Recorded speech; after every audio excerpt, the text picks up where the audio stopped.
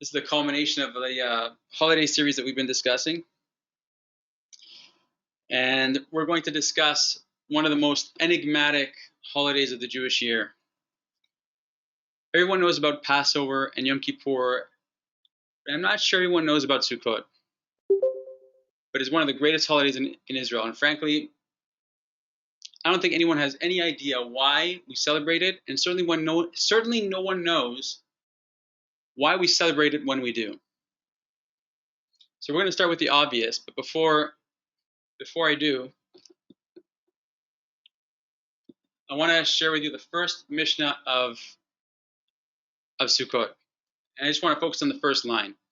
The mitzvah of Sukkah, as it says here, has to be of a minimum size and a maximum size. Yes, a sukkah of 20 cubits and beyond, pesula is no good. Rabbi Yehuda machshir. And if it's not as tall as 10 tefachim, which are 10 handbreadths, so an amma is the size from your middle finger to your elbow. That's an amma, so it's quite large. So it's 20 of those going up. And the smallest that sukkah can be is 10 handbreadths. That's the size of your fist. That's to the extent I want to focus on this first Mishnah. And so I want to look into what is the significance of these two sizes. So I want to share a story with you. When I was in grade school in Oramet, we had a project to learn the Mishnah of Sukkah that I just showed you, and it was the whole book, but that was just the beginning. And we had to learn the different types of sukkahs that were possible. And after that learning, we had a follow-up project whereby we would each kid had to take on a certain model of a sukkah. And so one kid did a double-decker sukkah, one kid did a sukkah on a boat, one did it. I actually did one on the truck. I did that little white truck idea that you see in the middle. So we all had our own sukkah. And by the way, there's an attraction in Israel in a place called Neb Kedumim, whereby you can see these life-size sukkahs that the Mishnah is talking about. So just a by the way point. Anyway, so one of the boys in my class, a dear friend until today, Michael Ben-Rosh, decided to put together the smallest possible sukkah of 10 handbreadths. And I remember, much like the boys in this picture on the right, he got on his hands and knees and he crawled right into that 10 handbreadth sukkah that I think his dad got at the boards for him, and that was his model. So a sukkah of this size made it somewhat possible for Jews to fulfill the mitzvah in times of persecution. They would hide in little sukkahs during persecution, and thank God for that leniency. But I believe that this size parallels the one end of the spectrum that is revealed to us by the Torah, which we will get to. But we see from here that the sukkah's smallest dimension is one not exactly fit for human dwelling, but rather for animal dwelling. And in fact, in pretty much all of Torah literature and all of Talmudic literature, a sukkah is actually an animal dwelling, or at best, a shepherd hut, at best. So that's the smallest dimension. What about the tallest one? So the tallest dimension, I had to go through half of Tanakh to find this. It's the temple that King Solomon built. He had in that temple, he had the holiest of chambers called the Holy of Holies. And the Holy of Holies in chapter 6, verse 20 says, was 20 cubits cubed. So that's where we get the measurement for the largest sukkah.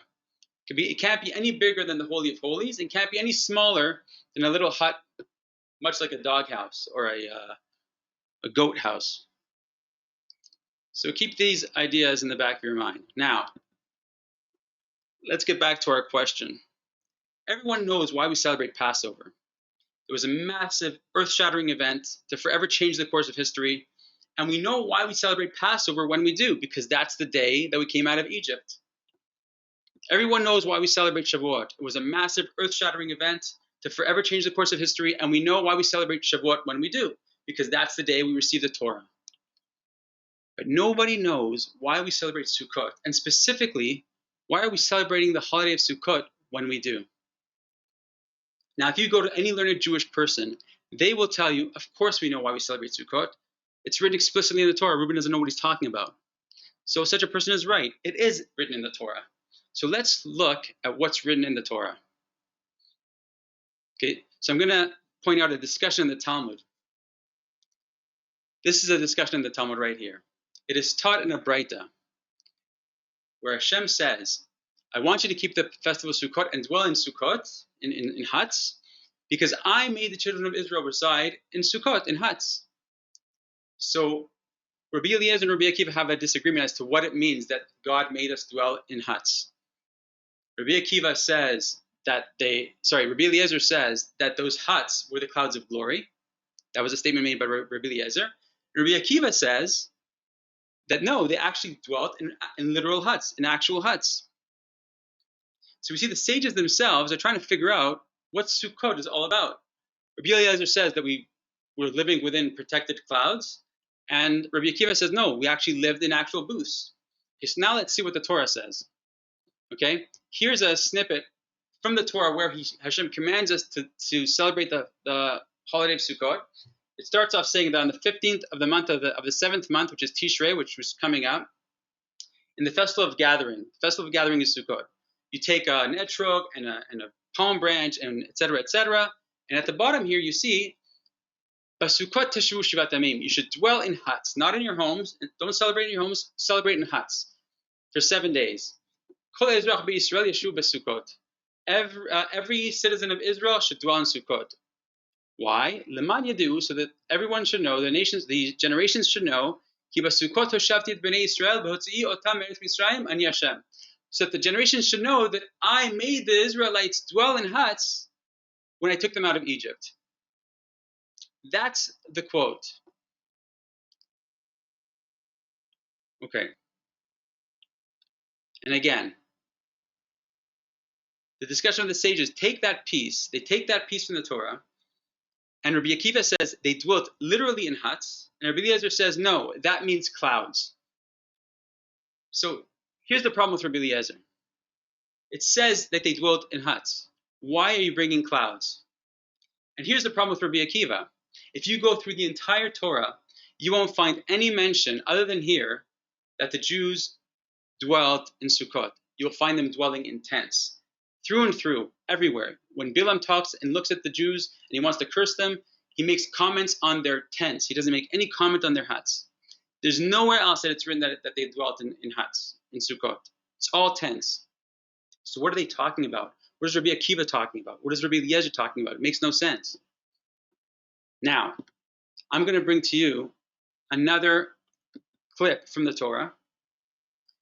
Now, this clip right here, as you can see in the bold at the top, we're not going to go through the whole thing, but if you just look at the bolded parts, it says at the top, in the middle of the night, Hashem struck down all the firstborn of the land of Egypt. So this clip that I took is a clip of Hashem having smitten the firstborn. He had struck the firstborn. That's when this is happening. The Jewish people at this point are free to go.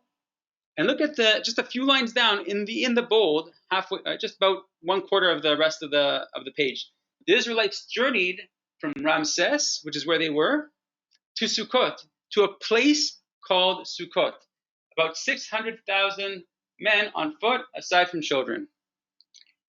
So you see from this little passage right here that after the plague of the firstborn, the Jews don't dwell in Sukkot, in an actual booth. They go to a place, a city, or an area that's called Sukkot. So what is the implication of a place that's called Sukkot? Now keep in mind the slide before this one. I just showed you that the Israelites camped in a place called Sukkot. It was the very first stop on their way out. So I want to share with you an idea that I think is rather essential. And that's probably the best way to understand the Torah, especially when you don't understand the Torah. Very often, if you don't know what a word means, if you can find that word in a different place, in a different context, then you have a better understanding of what that word means, and then you can apply that context to the one that you don't understand. So the Vilna Gaon says that if you look at the first time the word is mentioned, you'll also have a better idea of its essential definition. So let's look at the first time that the word Sukkot is ever mentioned. Genesis chapter 33. Yaakov Avinu spends 21 years in exile serving his father-in-law. getting married, raising children. Then he decides to head back to Canaan to confront his brother, whom he stole the blessing from and he ran away from. And after his encounter with his brother, he leaves his brother, right, which is the first verse here. Vayoshev bayom hahu Esav ledarko, right? He leaves his brother Esav. Yaakov nasa Sukkotah, and Yaakov travels in the direction of a place called Sukkot. And there, at this place called Sukkot, vayiven lo bait, he builds himself a house. Lemikneu asa Sukkot, and for his cattle, he makes these stalls for his cattle. Alken kara shem hamakom Sukkot. Therefore, he called the name of that place Sukkot. Very good. Why? Because Yaakov built stalls for his cattle in this place. So the place that's called Sukkot in Israel, where Jacob dwelled, is a place that he built stalls for his cattle. So you see from here, as we mentioned before, that a sukkah is a stall for cattle. At best, like I said before, at best, it is a stall used for a shepherd also that's with the cattle. But primarily, it's an animal dwelling. Now, because Jacob built these sukkah stalls, this place is called Sukkot. Okay, now back to our verse, Exodus. When the Israelites camp in a place called Sukkot, Rabbi David Foreman, one of the most famous contemporary biblical scholars of today, suggests that the very same implications that applied to Jacob applied to Israel. They went to a place called Sukkot because they created stalls for their animals, and God attests in the Torah that the Israelites themselves lived in their animal stalls with their animals. So you shall live in booths for 7 days, because all the citizens of Israel lived in booths, in order that future generations should know that I made the Israelites live in booths. They were living in booths with their cattle, and that living in booths with their cattle is an expression of love, that the Jews followed Hashem out into the wilderness without anything, no comforts, no luxuries. And that's what the prophet is referring to when he says, Haloch v'karata be'ozen Yerushalayim, go proclaim to Jerusalem, thus says Hashem, I counted to your favor the devotion of your youth, your love as the bride, how you followed me into the wilderness in a land not sown. This comment here is Hashem reminiscing it's at some future time of how the Jews were with him at the time of the desert journey. So you see that perhaps when they settled in this city called Sukkot, they were dwelling in these sukkah stalls. And indeed, by the way, the holiday of Sukkot is the holiday of love. Yeah, it's a holiday that marks the love between the Jewish people and Hashem. Indeed, during the Exodus, Hashem courted the Israelites. Right, He gave us all the wealth of Egypt in the month of Pesach, or in the holiday of Pesach. On Sinai, He gave us the marriage contract, and on Sukkot, He marries us. Right, like a chuppah wedding canopy. Okay, now that's the opinion of Rabbi Akiva, who says that when we dwelled in Sukkahs, it was Sukkahs literally. And when was that day that we dwelt in Sukkahs? The very next day. And God testifies that we dwelt in physical stalls. Now, where does Rabbi Eliezer get his idea that the Sukkahs that Hashem is referring to is clouds? Sukkahs literally means stalls. So where is he getting the idea that the sukkah is a cloud? So now look at this. The next piece of Bible, right, is Parshat Beshalach. It's talking about how the Jews are fleeing Pharaoh. And if you see at the bottom, these verses here, it says they set out from Sukkot. So they're still in Sukkot on the second day. They leave that place and they camp at a place called Etam. And the Lord went before them in a pillar of cloud by day to guide them along the way, and in a pillar of fire by night to give them light by night. So Rabbi Eliezer says there's no mention of the Jews living in sukkahs, but there is mention of the clouds, and therefore the dwelling that God is referring to must be the clouds. So I'm showing you the exact same place where Rabbi Eliezer and Rabbi Akiva are getting their sources from. They don't agree on what they lived in, but they both agree that the place that it happened is a place called Sukkot. So they're agreeing to the place. They're agreeing to the event, the same place and the same event. They just differ as to what it is they dwelt in. One says clouds and one says booths, but the same place and the same event. And if that's the case, that the event took place where the clouds came or when they dwelt in booths was up here. This is the month of Nisan. This is the annual cycle. This is the month of Nisan. The Exodus takes place right here, and the very next day, the clouds come, or they dwell in a place called Sukkot. Either way you look at it, whichever opinion you hold, both agree that the day that it happens is the very next day after the Exodus. So why on earth are we celebrating the holiday of Sukkot on the diametric opposite side of the calendar, 6 months away? I hope you all see the question. It's the furthest spot away from when the actual event happened. The event of Sukkot happened the second day of Passover, and we're celebrating Sukkot 6 months later. So there are three traditional answers.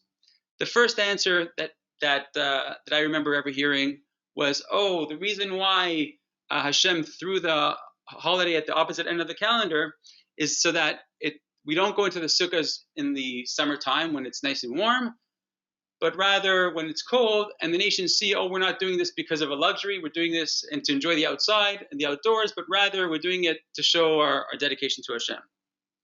That's the worst answer.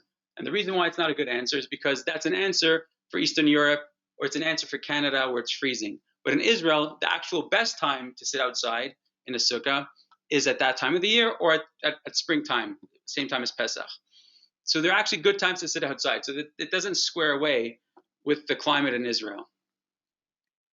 The second answer is that the holiday of Sukkot is not so much celebrating an event, but rather it's to commemorate the phenomenon of the entire desert journey, the entire 40 years of the desert journey. That's what we're commemorating on Sukkot. Okay, that's actually a decent answer. Excuse me a moment. The third answer is probably the best answer I heard, which connects it to an actual event. So says the Vilna Gaon, after the Israelites create the golden calf, Hashem wants to annihilate them. And the privilege of the protective clouds disappear. They vanish. So Moshe comes down, he deals with the crime, he deals with the calf, he grounds it up, he deals with the people who perpetrated the crime, and then he goes back up on the mountain to pray for forgiveness. And Hashem eventually relents and he forgives Israel, and he sends Moses down with a second set of tablets. The day that Hashem grants this forgiveness is Yom Kippur. So Yom Kippur is a commemoration of the forgiveness effected by Moses for Am Yisrael for the sin of the calf. Then, the commandment to build the Mishkan was given to Moshe the day after Yom Kippur. So the next day, Moshe transmits this commandment of the Mishkan to the Jewish people, and he commands them to start getting the necessary materials, to get gold, to get wool, to get all the things that you need, the stones. And so they start gathering this, and they spend a couple of days doing this. And the beginning of the construction of the tabernacle of the Mishkan takes place 5 days after the day of Yom Kippur. 5 days after the day of Yom Kippur is on the 10th of Tishrei. 5 days later, it's the 15th. That's the first day of Sukkot. So it is the celebration of and on that day, by the way, the clouds of glory return. So says the Gaon. And so the celebration of Sukkot is a celebration of not the onset of the clouds the first time, but the return of the clouds after the forgiveness that was effected by Hashem and Moshe due to the golden calf. That's the answer of the Vilna Gaon. And that's why it's a time of joy. So there you have it, my friends. The Sukkah is an expression of our willingness to live in a home that is less than befits our status. In other words, because we're humble enough to live in an animal booth, therefore we merited God's descent into the desert dwelling of the Mishkan in a place that is less than befits his status. So if you like this answer and you want to give a thumbs up in the chat, please do so. I like this answer, and it brings a lot of points together. But there's a problem. I think there's a problem with this answer, because it only marks the start of the construction of the Mishkan, and you can't really point an event of such massive magnitude as the Exodus or as that of Matan Torah. And furthermore, aside from the fact that the tabernacle, the Mishkan, wasn't inaugurated on Sukkot, it was the temple, however, was, and the temple was the climax of the construction of the Mishkan, and that did take place. However, 480 years later, that took place on Sukkot. So King Solomon erects the first temple, and on the day that he does it, it's on Sukkot. However, oh, and by the way, he erects the temple of on Sukkot. Okay, as mentioned, the Holy of Holies is 20 cubits, right, which is the maximum size.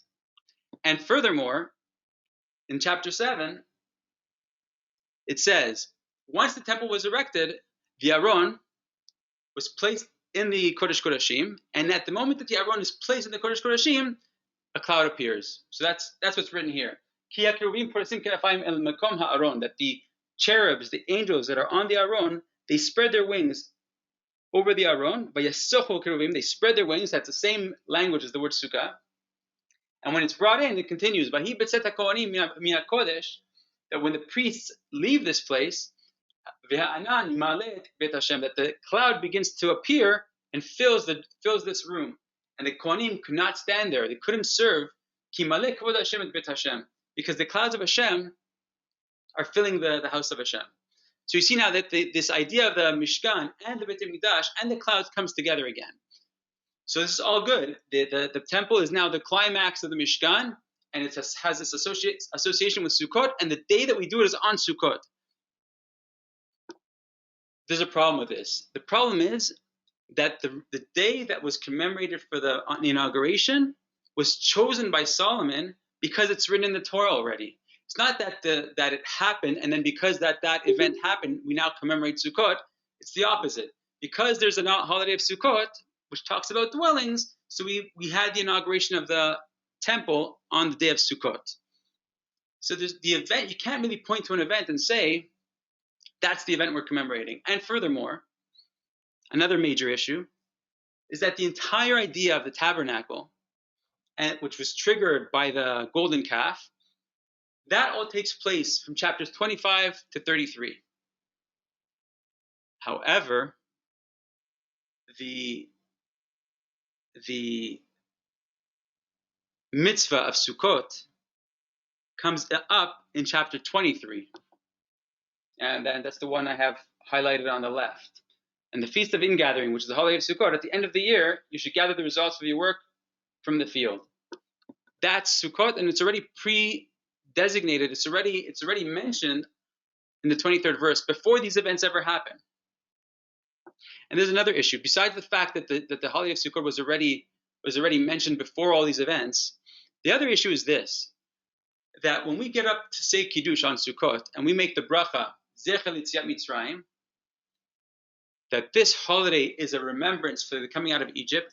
Ask any average Jew, how is this a remembrance of coming out of Egypt? And nobody will tell you what the connection is with Sukkot and coming out of Egypt. Nobody knows. The learned scholars maybe know, but the average guy doesn't know what the connection is with Sukkot and Yetziat Mitzrayim. So I have another answer. I actually think my answer is the answer. And it's an answer that I personally have not seen written anywhere, but it is written everywhere. And I'll explain to you what I mean. The event that we commemorate on Sukkot is an event, wait for it, that has not yet occurred. All the literature in the Talmud points to a final showdown between the nations and Israel on Sukkot, a future day when this will happen. The experience will be a terrifying experience, but the final result will be the redemption of Israel, the final redemption of Israel, world peace, and global recognition of the one true God and of Israel as Hashem's chosen nation. All the Agarata and the Masechet Sukkot points to this future event. The Haftarahs that we read on Sukkot describe this event. But nobody says it outright the way I'm saying it. The prophet Zechariah, he prophesies about a world transformation that will occur in the end of days, when Hashem shall become king, when he will be one, and his name will be one. These are verses we say every day, those who pray every morning. But before that day, he describes a great war that will center around Jerusalem. And God will gather all the nations for that war, and he will do battle with them, and he will turn their weapons against them. And so Zechariah mentions that this will be a massive, massive war. And the day of this war, Sukkot. So what are we celebrating on Sukkot? In my opinion, we're celebrating an event in the future. In the book of Ezekiel, chapter 38, it's the Haftarah that we read on Shabbat of Sukkot. And we read about the war of Gog and Magog. It's the same thing. It's the same event. The war of Gog and Magog will precede that final redemption. And according to tradition, it will take place on Sukkot. And Hashem will be furious against the nations for having come against his nation, and he will retaliate. And then all the nations will come to the realization of who Hashem is and who Israel is. But again, it's an event marked in the future. Here's another particular ritual.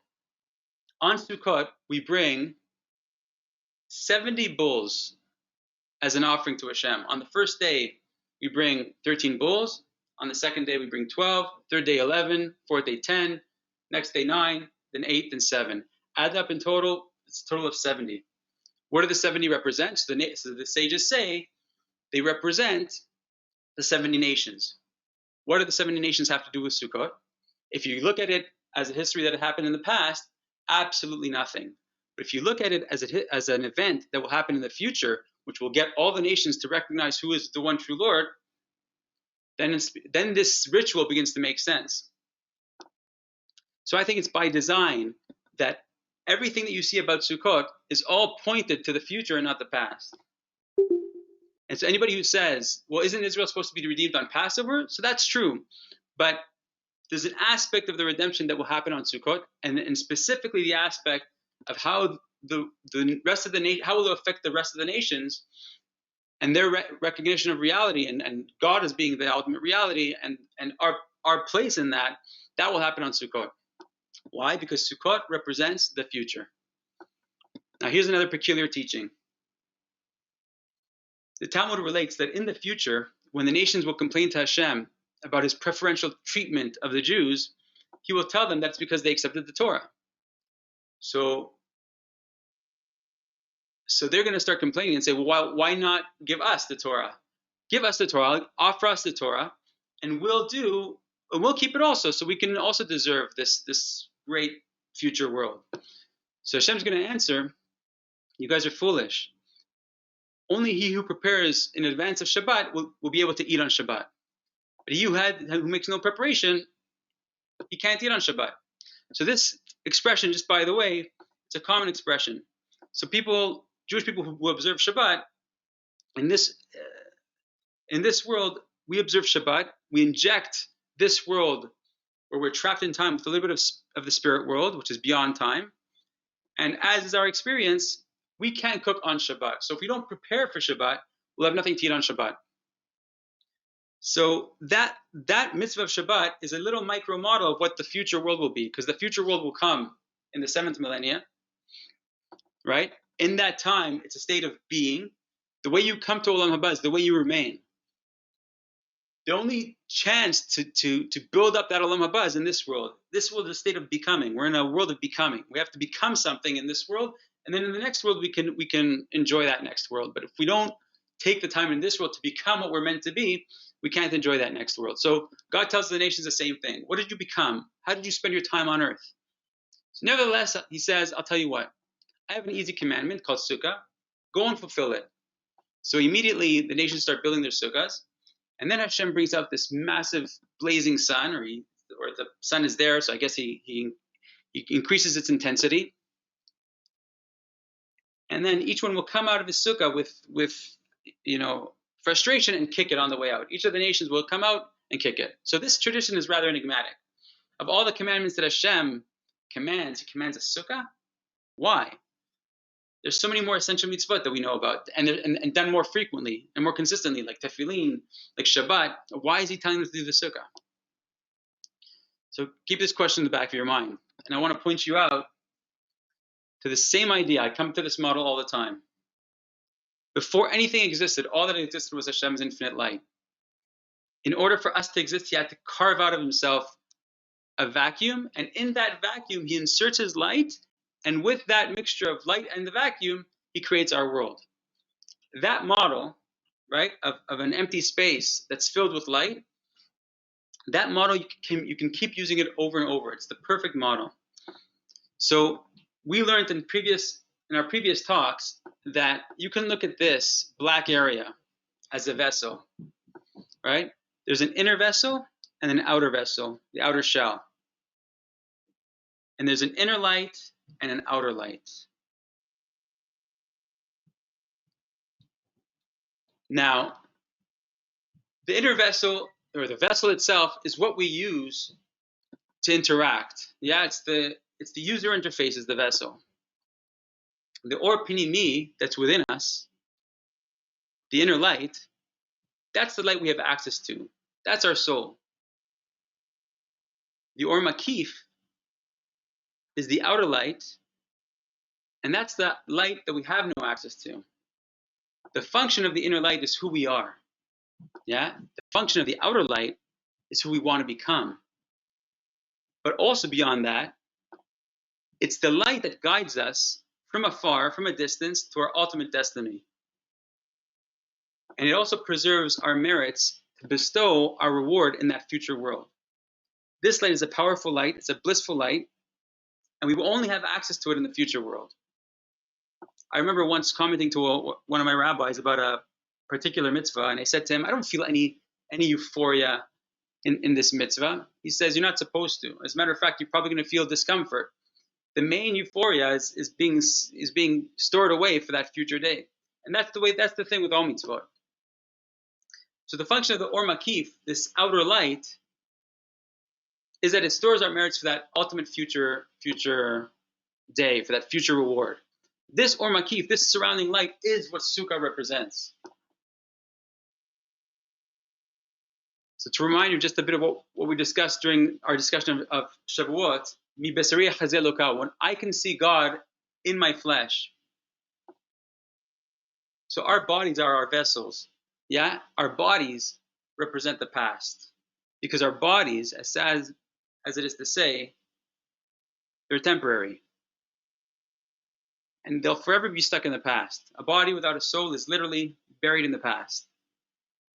The inner vessel, which is mixed with the inner light, is the present. We only experience the present when our souls are in our bodies. And the outer light represents the future. That's the light that's not trapped by any body or by any vessel. Now, the Jewish holidays, the regalim, specifically parallel these three aspects and how they interplay with each other, of the light and the vessel. So, to illustrate, Hashem marked the holiday of Passover with blood. He asked the Israelites to circumcise their bodies, their outer vessels. And then he asked them to slaughter a lamb and paint the blood of that lamb on their doorposts, right? On their external reality, to establish the event of Pesach as their history forever. So Pesach is the internal history of the Jewish people. And when the destroyer comes and it wants to destroy them, like all the other firstborn, it doesn't destroy the Israelites because they've now differentiated themselves. They differentiated their outer bodies from the outer bodies of the Egyptians. They were no longer part of the same physical reality. In contrast, the days of Sefirat HaOmer are an attempt to refine the inner shell by separating our inner selves from our negative traits that are embedded in the bodies, yeah, and make room for that inner light which we receive on Shavuot. So on Shavuot, we receive the Torah, which is also called the Oraita, right? Or is light. And Hashem's descent on Mount Sinai is equivalent to that inner light that descends within the body. So that inner light is what penetrates within and guides us throughout our journey in the present, in time. So the Jewish holidays, the regalim, specifically parallel these three aspects. And the third holiday, so the Sukkah, Sukkot, represents the future. Our basking in this light in the world, in our small man-made Sukkah, yeah, that's a model of what will one day be? Yeah, we're uncomfortable maybe, but when we sit in the sukkah, we're immunizing ourselves and getting ourselves acclimated to that intense light that we're going to one day experience in the future. It's like a drip therapy. So when I told these ideas to the tzaddik of Thornhill, Moshe Hirschkowitz, he pointed out that the numerical value of Sukkot, the way it's written in the Torah, is the same numerical value, 486, as Be'atid, in the future. So the holiday of Sukkot is commemorating an event in the future. The Sukkot represents the future. Now here's another custom unique to Sukkot. If you ever went to synagogue during Sukkot, at some point in the middle of the prayers, the men will take out their lulavim, their etrogim, right, the palm branch, the citron, and they'll start walking around the bima where the Torah is. So this is a depiction of some Sephardim in Amsterdam doing exactly that several hundred years ago.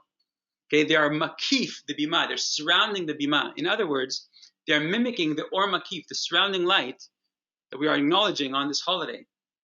So this custom is done every day of the Sukkot festival, and they go around the bima once a day for 6 days. And on the 7th day, they surround it 7 times. Why? So I'll answer that in a minute. I want to point out one more custom. So here's an observation. On Sukkot, many celebrants have this custom to invite special guests from Jewish history, right? They're known as the 7 shepherds. On day 1, the day of Chesed, we invite Abraham. On day 2, the day of Gvura, we invite Yitzchak. On day 3, Yaakov. On day 4, Moshe. On day 5, Aaron. On day 6, Yosef. And on day 7, David. So here's my question. Why do we celebrate these 7 guests, these 7 Ushpizin on Sukkot and not on Pesach? Pesach also has 7 days. We can easily invite Abraham on day 1 and David on day 7. So if you look at the custom of the Hoshanot on the previous slide and on this one here,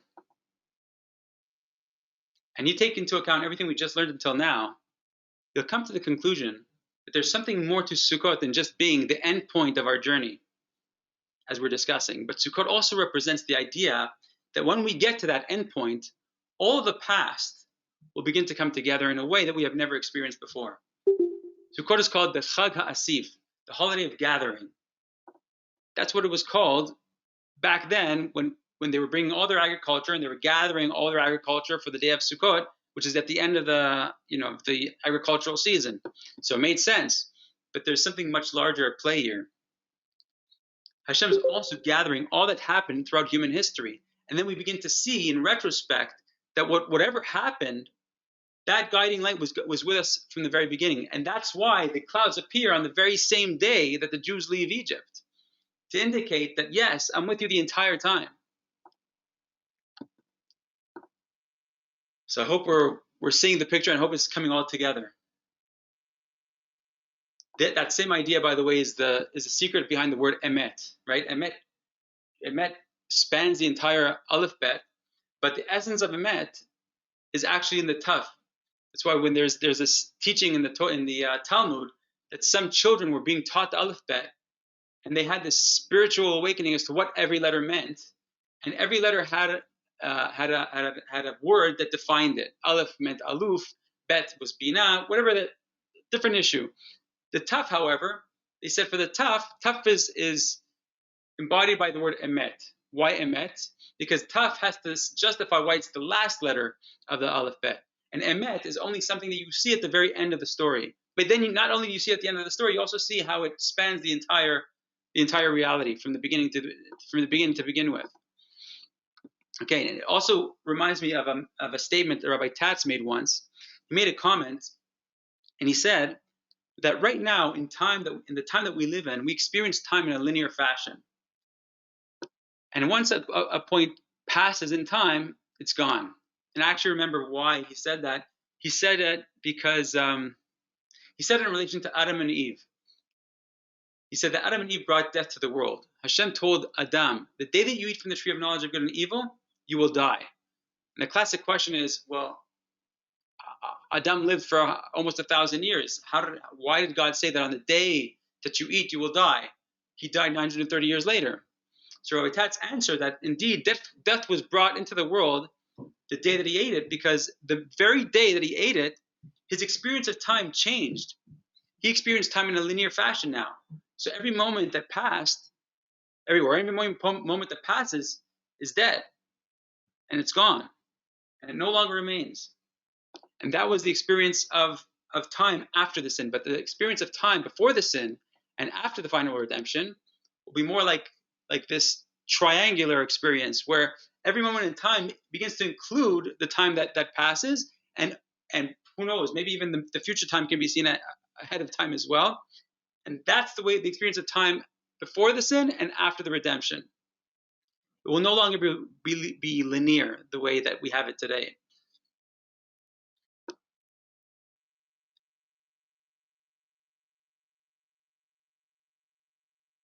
This actually reminds me also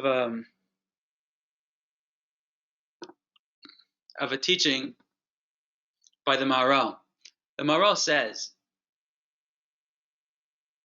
that the Jews shouldn't be keeping the Torah and the commandments because they met God at some arbitrary point in time in the past, but rather we should keep in mind that we will be meeting him again at the other end of the timeline, and at that meeting in the future will be of greater significance than the Sinai experience. In other words, God and the Torah is not a thing of the past, but a thing of the future. As a matter of fact, in Daf Yomi just a few days ago, total coincidence, but we're doing Daf Yomi now in Masechet Sukkot, literally, and it speaks about how the sages constructed a balcony for women in the temple, and they explained that when Sukkot came around, the men and the women were there together. They were mixed, I guess, much like conservative synagogues, reform synagogues, but there was a lot of frivolity going on. So they suggested, well, maybe we should separate the men and the women. And they said, what precedents do we have that we can separate the men and the women, and where should we put them? So we have to create balconies, but how do we know we are allowed to do this? So the sages went to the prophets and peered into the future and saw in the future that there will be this massive, massive funeral of the Mashiach ben Yosef, who will die on this event, the event of Sukkot, of the War of the Nations, and the Yetzirah will be slaughtered, and Mashiach ben Yosef will die also, and there will be this funeral, and the men and the women will be separated in a particular way. So they see from there, well, if at a time of solemnness and sadness, the men and women are separated, then at a time of happiness, which can bring you up to frivolity, we'll separate the men and the women. And so the mitzvah or this idea of separating men and women comes from a halakha that's established by looking into the future. Why? Because the Jewish people are evolving constantly, and how we react to all of what goes on throughout human history is part of that growing process, which is expected and seen by that one who stands outside of history and can see the past and the future evenly. So you have a halakha that's established by looking into the future. Now, when the Talmud says that God will remove a sheath and that covers the sun, which is what we said, that Hashem will uncover the sun and it will blaze, and the goyim will kick their sukkah.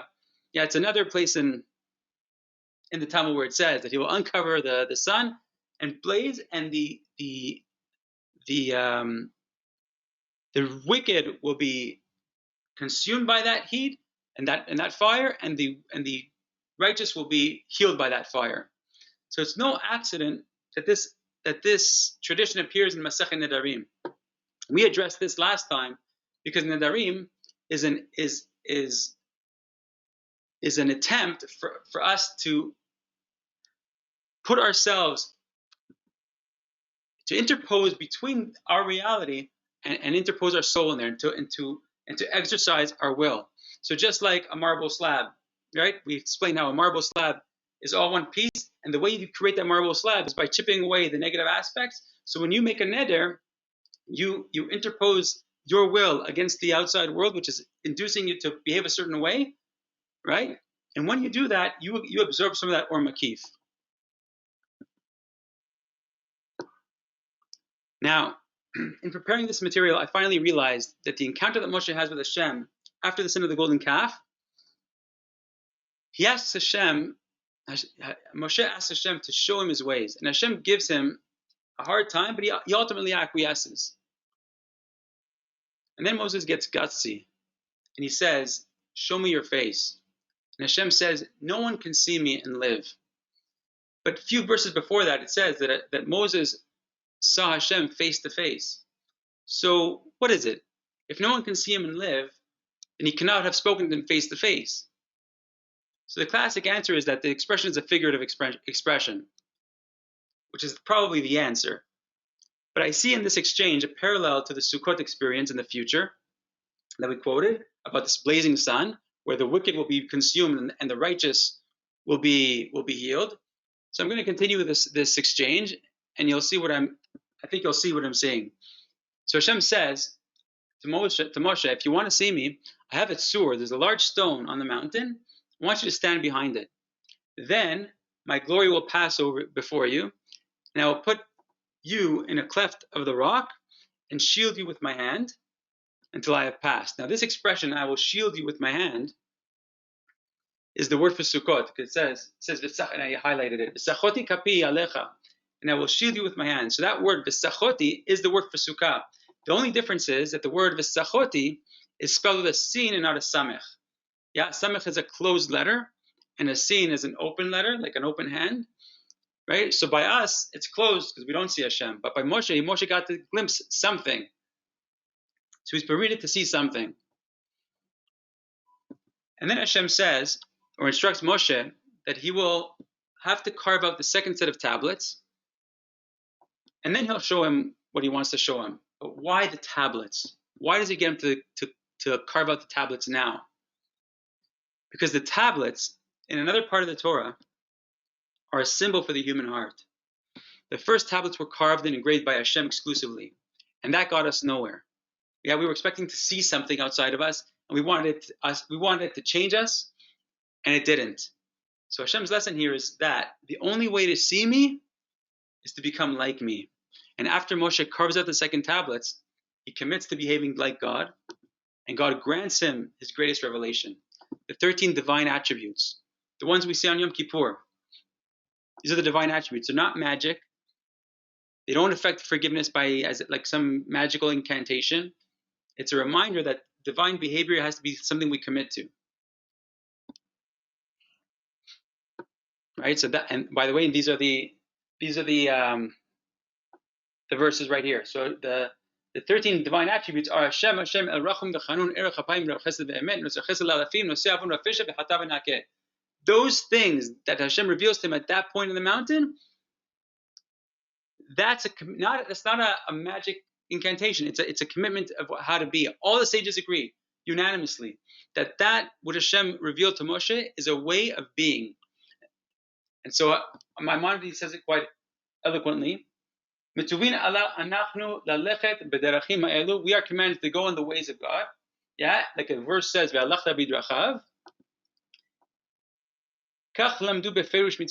is how they taught this mitzvah. Just like he is graceful, you have to be graceful. Just like he's merciful, you have to be merciful. So the only way to effect forgiveness is to become a better person. We don't believe in the magic. And what happens at the end of all this? After that, after this story of Hashem showing Moshe these 13 attributes, Moshe's face becomes like the face of God. And no living person can actually even see Moshe's face. No living person can see Moshe's face. So what does he do after? He wears a mask. Because when the crown, the keter, is exposed, the corona is exposed, it's time to wear masks. Now I've got one more ritual to cover. This one should look familiar to most of you. This is the stained glass window in the Keilah Center for the tribe of Judah. So what's going on in this stained glass? So this picture depicts a custom that took place once every 7 years, after the Shemitah cycle. Yeah, chapter 31 in Devarim, which we'll be reading next week. It says, every 7 years on Sukkot, they would erect a wooden platform, like the bima we have in Shul, and the king of Israel would ascend that bima and read the book of Devarim, the entire book of Devarim and all the commandments, all the Torah, was read to the Jewish people. So what are we commemorating on this day? That the king goes up after a Shemitah year to read all the Torah for the Jewish people, to reveal the Torah to the Jewish people. What are we commemorating on this day in Sukkot after the 7th year, after the Shemitah year? So if left to its natural devices, the Mashiach, although he may come at any time, and I frankly think he's already here, he is designated to come after a 7-year cycle of Shemitah. So as per the above teaching, this event, or this mitzvah of a king reading for the entire Jewish people, is also commemorating a future event. One that has obviously not yet occurred, and that's the arrival of Mashiach. This teaching right here is the cycle, the Shemitah cycle, and when they say, the sages teach us this teaching, they say the following. Tanu Rabbanan, Shavua Sheben David Ba. The sages taught the 7-year period during which the son of David will come. The first year, the verse will be fulfilled, and I will cause it to rain upon one city and cause it not to rain upon another city. So there will be a problem partially in the globe. The second year, arrows of famine will be shot. The third year, there will be a great famine, and men, women, children, and the pious, and men of action will die, and the Torah is forgotten by those who study it. In the fourth year, there will be plenty, but not great plenty. In the fifth year, there will be great plenty, and they will eat and drink and rejoice, and the Torah will return to those who study it. The sixth year, sounds, voices will be heard. Bashishit kolot, word for in the Hebrew is kolot, so it's sounds. I think that might be the shofar blowing. I don't know, but I'm guessing. And during the sabbatical year, b'shavit milchamot. In the 7th year, there will be wars, i.e., the war of Gog and Magog will be waged, involving the Jewish people. And after the end of the 7th year, Ben David Ba, the son of David comes. So the sages say this is what the 7-year cycle will look like when Mashiach comes. 3 years of famine, which get intensively worse. A 4th year where things get better. A 5th year where things get great. A 6th year where there'll be kolot. And again, I think that could be the sound of the shofar, or something to the effect of Geula, who knows. The 7th year wars, and the end of the 7th, Mashiach will come. The end of the 7th, just like the end of the 7th, Mashiach will come. The end of the 7th year Shemitah cycle, the king comes and reads the entire Torah to the Jewish people. When the clock runs out on human history, we'll be entering the Shabbat of human history, the 7th millennia.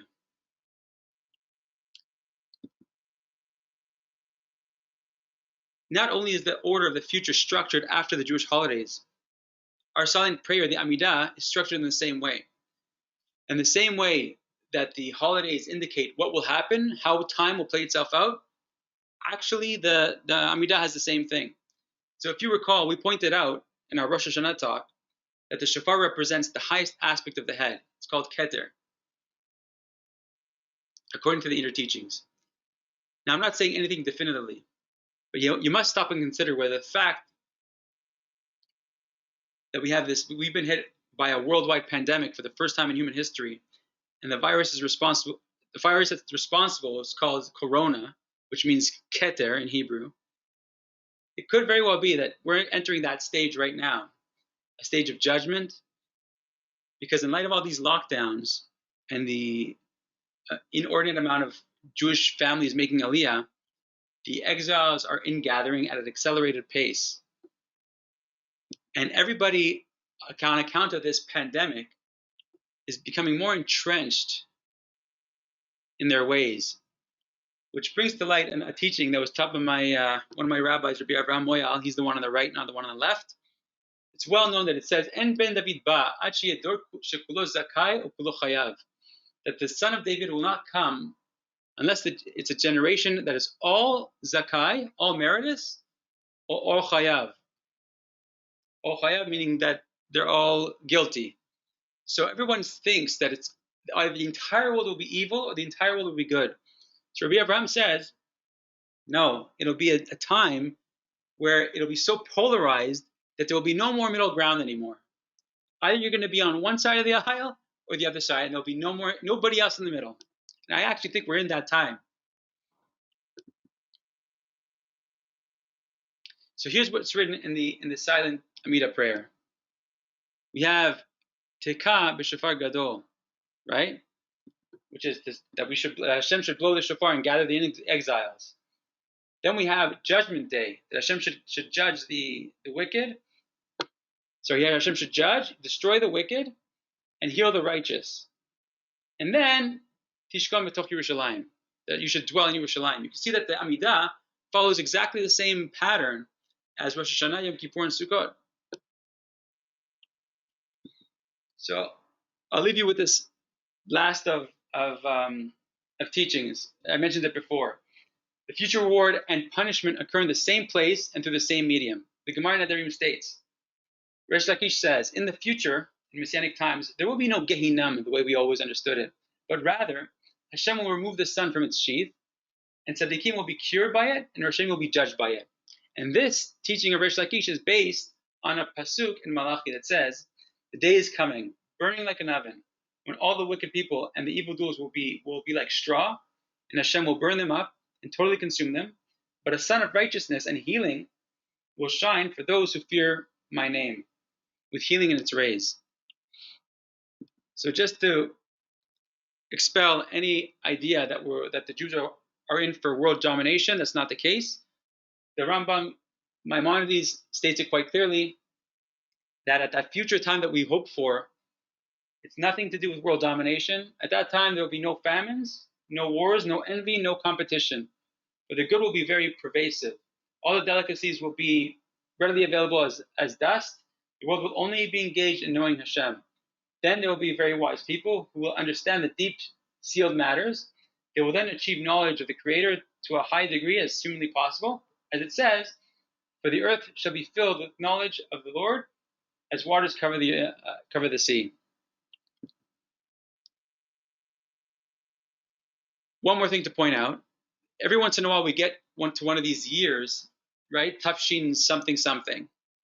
When we get to the next Shemitah cycle, right now there's a Shemitah cycle this coming year. The one after that, right? We didn't experience the Shemitah cycle that the sages are talking about, but the one after the one that we're going to experience now, if we go into the Shemitah cycle that the sages are talking about, that year of the next Shemitah will be called Tishpot, that Hashem will judge.